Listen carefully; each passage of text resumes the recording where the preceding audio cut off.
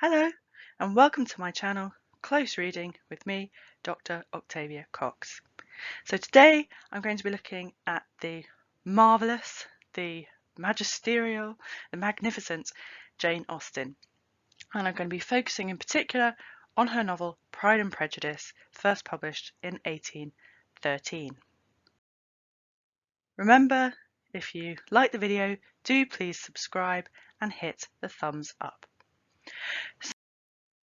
I'm going to be looking at the character of Charlotte Lucas, who goes on obviously to become Mrs. Collins.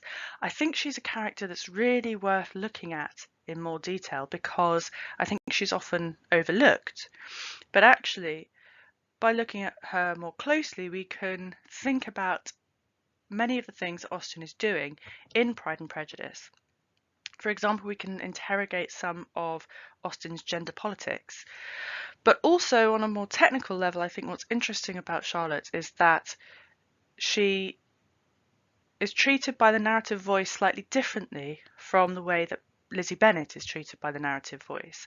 And actually, through the figure of Charlotte, we can see some ways in which the narrative voice is in fact, we might say, at odds with the heroine of the novel, Lizzie Bennet, which is what I'm going to discuss a little bit more today.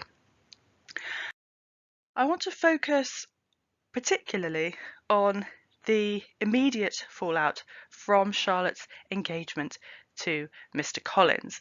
Now, Charlotte's engagement comes almost indecently quickly, frankly, within 3 days, we're told, of Mr. Collins already having proposed to Lizzie. So Mr. Collins has already proposed to Charlotte Lucas's best friend. And what we see from the fallout from Mr. Collins's proposal to Lizzie is Charlotte managing, you might even say manipulating, the situation and Mr. Collins for her own purposes. And we'll remember that the narrative voice had introduced us to Charlotte Lucas in chapter 5 as a sensible, intelligent young woman. So we keep that in mind as we move through there, looking at her character in a bit more detail. So Mr. Collins has proposed to Lizzie, she has rejected him, it's all terribly embarrassing, and Charlotte is there to kind of pick up the pieces. And Mr. Collins is walking over one day from Longbourn, which is where the Bennet family live, and he's walking to Lucas Lodge, which is where Charlotte lives. And this is what the narrative voice tells us. Miss Lucas perceived him from an upper window as he walked towards the house, and instantly set out to meet him accidentally in the lane. And that might just be the best use of the word accidentally in all of English literature. Instantly set out to meet him accidentally in the lane. But little had she dared to hope that so much love and eloquence awaited her there. And we'll note the arch tone of the narrative voice here, that so much love and eloquence awaited her there, because the narrative voice in a way contrasts with what we imagine to have been Mr. Collins's, shall we say, effusive proposal, his effusive language as he's proposing to Charlotte Lucas. And the reason that we can imagine this fairly well is because we have seen Mr. Collins proposing just a few pages earlier. We've seen many, many pages of Mr. Collins's eloquent love speeches, because he's given, of course, what we imagine to be exactly the same proposal speech to Charlotte that he had just given to Lizzie, because we are, of course, told by the narrative voice that Mr. Collins practices his little speeches to the ladies.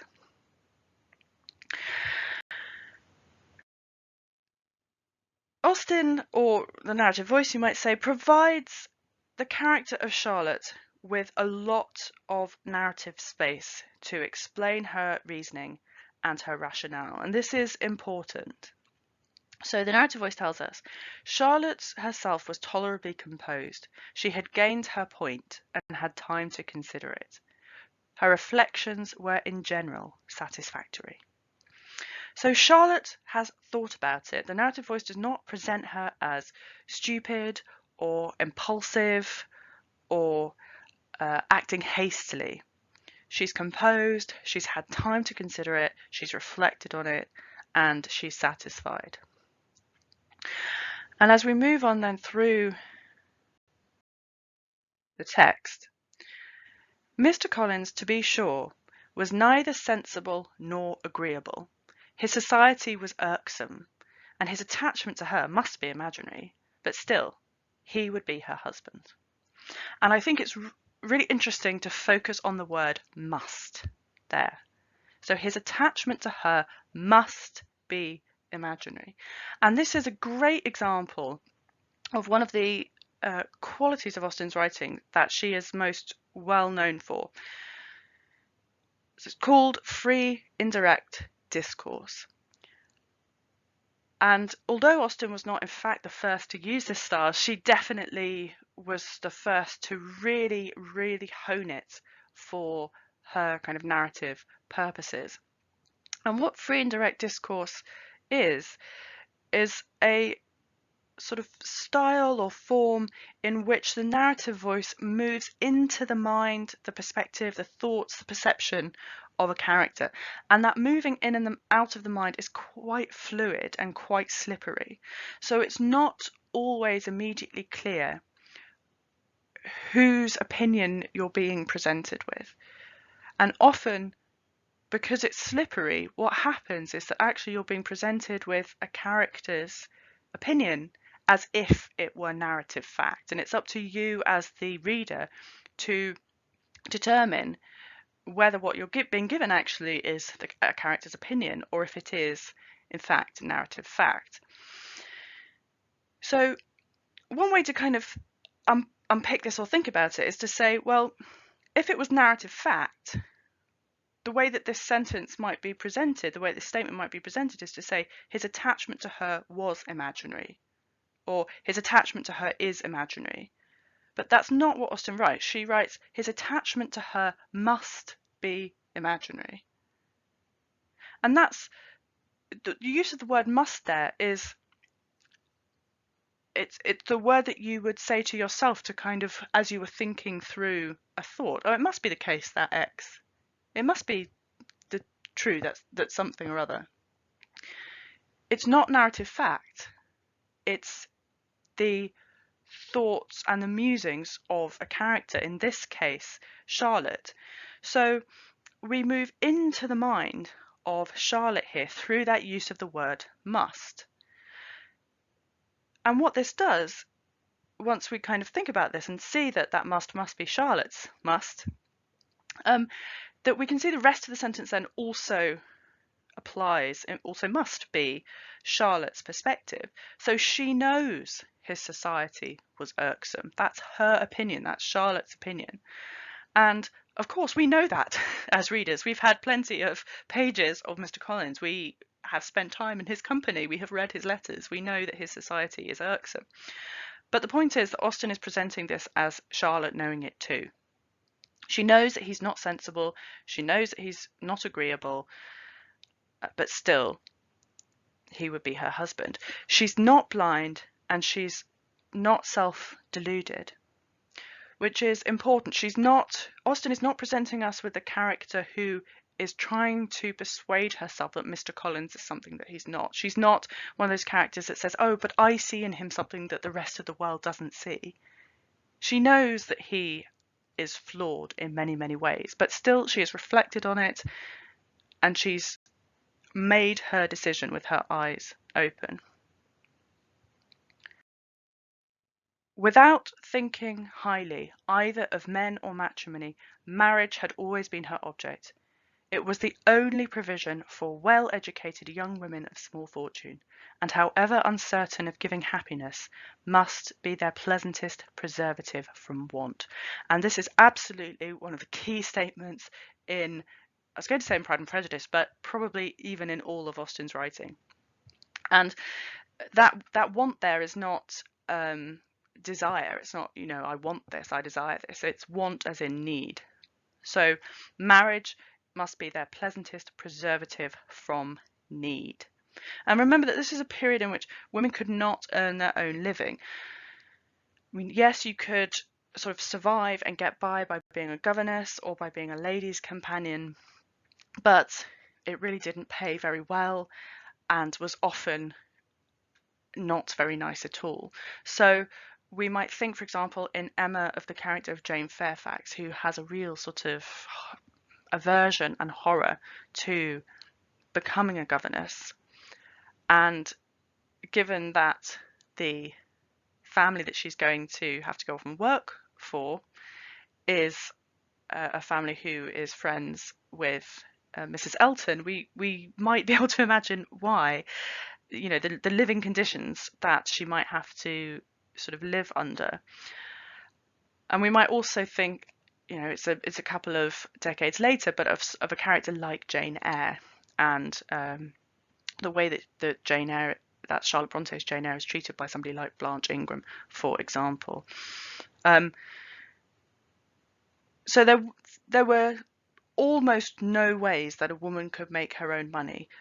Yes, there was writing, but very, very few women made enough money by writing to be able to support themselves. Austen, for example, didn't make enough money in her lifetime to support herself. She relied on the financial aid. After her father had died, she relied on the financial aid of her brothers. She did not make enough money in her lifetime, despite treating her writing as a professional and enjoying being paid for her novels. She really, really could not have survived by her pen, and that was true for many, many women who did publish writing in this period. So going back to this quotation then, a marriage being a preservation from want, from need. And we might think perhaps of a character like Miss Bates in Emma. And the way that Emma Woodhouse treats Miss Bates as an unmarried woman at the time. And the financial difficulty that Miss Bates is clearly in. And we're given many examples of the financial straits that Miss Bates is in. Also, going back to this as being a key statement, remember that in the opening chapter, at the end of chapter 1, we're told that it was the business of Mrs. Bennet, the business of her life, to get her daughters married. And that word there has two meanings. I mean, yes, business in terms of being busy, it's what kept her busy, but also business in terms of that being the kind of economic decision. Marriage was really the economic decision that a woman would make in her lifetime. And remember that it was a marriage market, and it was called a marriage market. And what happens at a market? You exchange goods are bought and they're sold. And that really is what is happening here with Charlotte. She's been presented with the goods, Mr. Collins, and she has decided that she is willing to pay the price. This preservative she, Charlotte, had now obtained, and at the age of 27, without having ever been handsome, she felt all the good luck of it. And this again is a really important sentence and a really important comparison with Lizzie. Lizzie is handsome. Lizzie is only 20 years old, and more importantly, she's the heroine in a romantic comedy novel. We know as readers, Austen knows as the writer, we as readers know that Lizzie is going to get a better offer than Mr. Collins. She's the heroine in a novel. Of course, she is going to have a hero who is going to do everything he could possibly kind of do to be worthy of her, because she is the heroine and Charlotte is not. And it's interesting, and I think worth thinking about the differences and why Charlotte really is even in the novel, because she doesn't need to be. You could just present us with Lizzie and take her through her you know, kind of coming of age story. But the fact that we've got Charlotte, the fact that actually the narrative voice does give us a lot of access to Charlotte's thinking in this moment of deciding to marry Mr. Collins. And it's important that she is not the heroine. She is much closer, something much more like real life.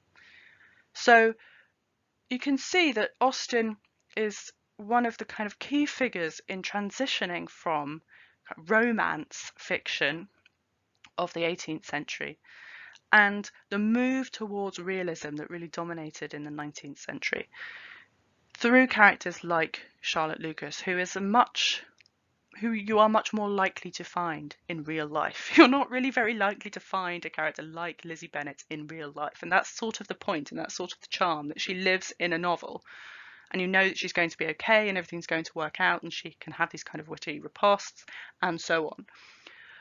But what Austen is doing in having the figure of Charlotte Lucas is, and comparing her, as we're going to move on to look at in a minute, the figure of Lizzie, that you have this kind of discrepancy that Austen is drawing attention to, that many women in real life do not live the charmed life of a heroine in a romantic novel, and they have to make decisions like Charlotte has to make. They have to be pragmatic, and they have to be kind of rational, and they have to think, they have to weigh up the pros and cons of the options that are available to them, the limited options that are available to them.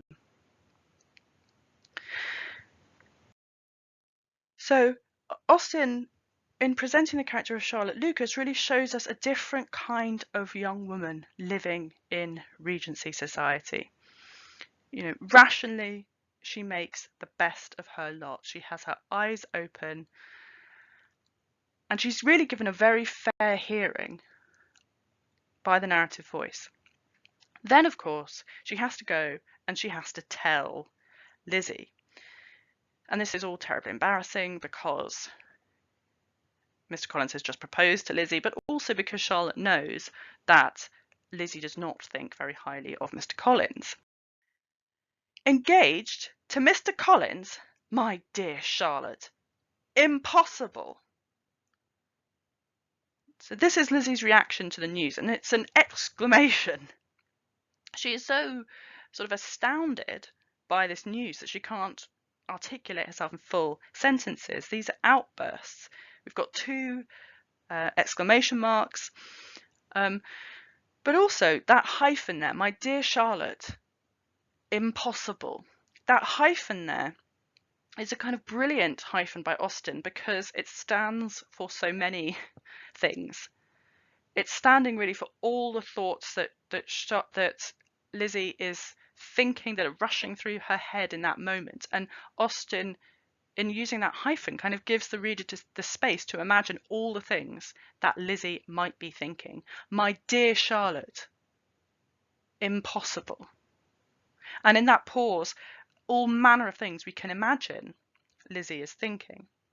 And that's one of the things that Austen is so brilliant at, is leaving the space for the reader to fill in the gaps. And this is a really good example of that in Austen's use of the hyphen there. What's also important to note is that Lizzie's language here is completely in contrast to Charlotte's. So we've had kind of reasoned argument, and now we've got kind of emotional outbursts. Lizzie is impulsive and immediate. She responds, "When you have had time to think it over, I hope you will be satisfied with what I have done. I am not romantic, you know. I never was. I ask only a comfortable home." She's not romantic. She is not the heroine in a romance novel. She's asking for a comfortable home. Comfort and a home, somewhere to belong, somewhere to feel safe, and so on.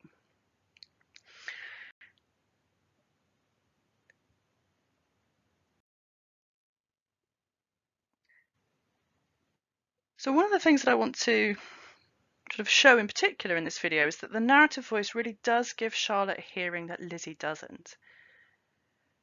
And this is moving in now. So I talked earlier about free and direct discourse, and we're moving in now into the head of Lizzie. She had always felt that Charlotte's opinion of matrimony was not exactly like her own. So we've moved in, as you can kind of see, we've moved into the mind of and the opinion of Lizzie. But she had not supposed it to be possible that when called into action, she, Charlotte, would have sacrificed every better feeling to worldly advantage. Charlotte, the wife of Mr Collins, was a most humiliating picture, and to the pang of a friend disgracing herself and sunk in her esteem was added the distressing conviction that it was impossible for that friend to be tolerably happy in the lot she had chosen. So here we're told that that Charlotte's view of marriage is it's not like Lizzie's, but of course we as readers ought to reflect that just because it's not like Lizzie's doesn't mean that it's 100% wrong. Lizzie, for example, says that Charlotte has sacrificed every better feeling to worldly advantage, but that of course is wrong. She hasn't sacrificed every better feeling. She's rationally thought about her feelings in relation to it and sacrificed apparently for worldly advantage, but this isn't worldly advantage. This isn't for example, someone like Lucy Steele marrying Robert Ferrars in Sense and Sensibility. She's not doing this for advantage. She's doing it for a comfortable home. And there's an important difference and distinction between those two. I think also worth noting the very, very OTT and excessive, kind of exaggerated language that Lizzie uses here. Charlotte had apparently sacrificed herself. It's humiliating. It's disgracing. It's impossible. Our readers, one of the questions I think we're supposed to ask is, are we as readers supposed to agree wholeheartedly with Lizzie here? As I said, we've moved into Lizzie's head. This is free and direct discourse. And this is Lizzie's opinion. This is not narrative fact, as I've been kind of going through. And these over-the-top words are Lizzie's words. So are we supposed to kind of assume then that the narrative voice agrees with Lizzie's opinion here?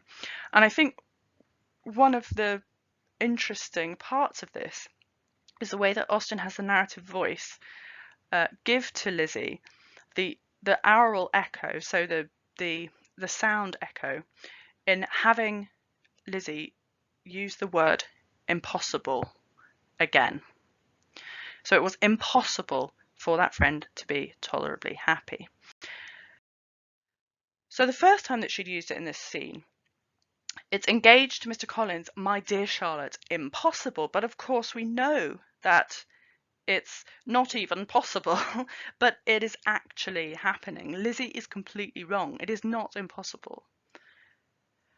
And that first misuse of impossible comes into play in the second use of impossible.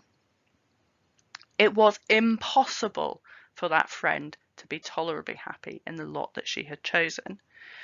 And in using that word impossible, with the aural echo of the earlier misuse of impossible, the narrative voice is asking us to question Lizzie's assessment.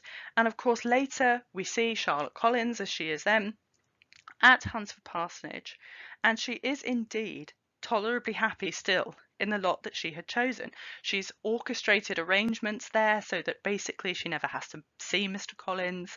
Their kind of rooms are at opposite ends of the house and so on, and she gets him to garden as much as possible so that he's out of the way. So the narrative voice presents us with a character in Charlotte who has, you might want to say, kind of manipulated Mr Collins, manipulated her arrangements at home, etc., to be as happy as she can be in the kind of cards that she has been dealt. And she is not punished for her, at least to Lizzie's eyes immediately, kind of mercenary choice. In fact, if anything, the narrative voice is encouraging us to criticize Lizzie's immediate response to Charlotte's engagement. Just to sum up very quickly then, I've just run through quickly an example, a particularly sort of acute example, I think, of free and direct discourse when we move into Charlotte's mind, so that we know that that is her opinion of Mr Collins. But also, this passage shows some of the kind of political commentary, the social kind of gender politics that Austen deals with, but also the kind of technical way in which Austen sometimes repeats diction, and how the meaning of one use can echo through subsequent uses of that same word, and how we're supposed to kind of pick up on those as readers when we're asked to evaluate whether or not we agree with a character's opinion. So if you've liked this video, do please subscribe, hit the thumbs up, and do check out my other videos and comment below suggesting any other Austen moments that you would like close reading.